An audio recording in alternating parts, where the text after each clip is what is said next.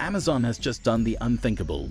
In a direct response to President Trump's aggressive tariffs, the e-commerce giant has announced a full-scale exit from the United States, relocating its global headquarters abroad. What began as a trade policy turned into a corporate rebellion.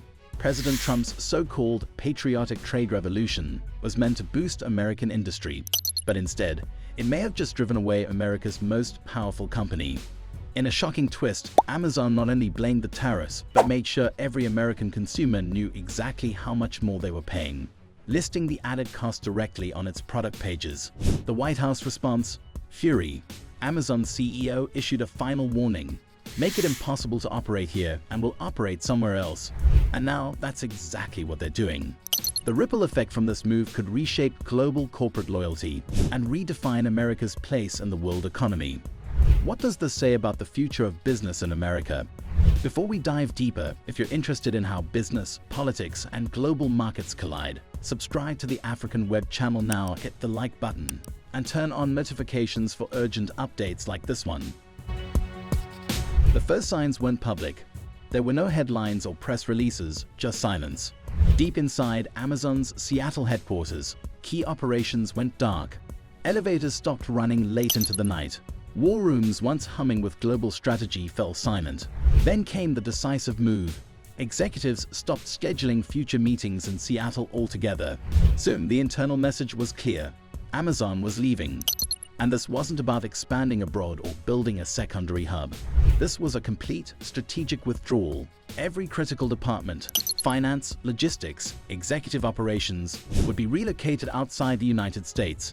The shift was quiet but absolute, a business earthquake with no press release or farewell tour. The reason? Tariffs. Not just new taxes on trade, but the spark of a geopolitical firestorm. And Amazon had no intention of going down with the blaze. The chain reaction began in January 2025. President Trump, newly re-elected, launched what he called a patriotic trade revolution. Tariffs exploded across the board, from Chinese electronics to Canadian raw materials. Then came the death blow, the repeal of the de minimis rule. This single regulation had allowed low-value imports to enter the US duty-free. For Amazon, it was a lifeline. Millions of small, affordable goods flowed through its system from global sellers every day. Without it, every one of those items became subject to harsh, often crippling tariffs, some reaching up to 145% depending on the country of origin. Amazon's razor-thin margins vanished overnight. Foreign competitors suddenly had the upper hand, selling cheaper products beyond the reach of US tariffs. Amazon, once a price leader, was now weighed down by trade penalties, and it was left to foot the bill. Behind closed doors, executives realized the situation wasn't temporary. It was the beginning of a long, uphill economic war. Faced with billions in projected losses, Amazon launched a covert internal operation, Project Silver Compass. The mission? Relocate its global headquarters to a country that could provide geopolitical neutrality, economic flexibility, and long-term sustainability. The criteria were strict: zero or minimal tariffs, stable governance, a strong tech infrastructure, and robust tax incentives. 4 countries made the shortlist: Singapore, Ireland, Canada, and the United Arab Emirates. Each had its own strengths. Singapore offered cutting-edge commerce infrastructure. Ireland had a proven track record with corporate giants. Canada offered cultural closeness and trade agility. But the UAE, Dubai specifically, emerged as the ultimate prize. That offer was too good to refuse. 10 years of zero taxes, a sovereign data treaty, a custom-built logistics zone, and expedited relocation for over 40,000 employees. Behind closed doors, negotiations intensified. And while the public was still unaware, Amazon was already preparing to move. Engineers mapped new server routes. International HR teams began housing logistics. The decision wasn't coming. It was already done. Then came the leak. News broke that Amazon was planning to display the tariff costs on product pages, making it painfully clear to consumers just how much trade policies were costing them. The White House exploded in anger. Trump's press secretary accused Amazon of undermining national interests. Allies in Congress threatened antitrust investigations. A heated phone call between President Trump and Jeff Bezos ended with a stark warning: If the US keeps punishing innovation, Amazon will go where it's welcome. And so it did.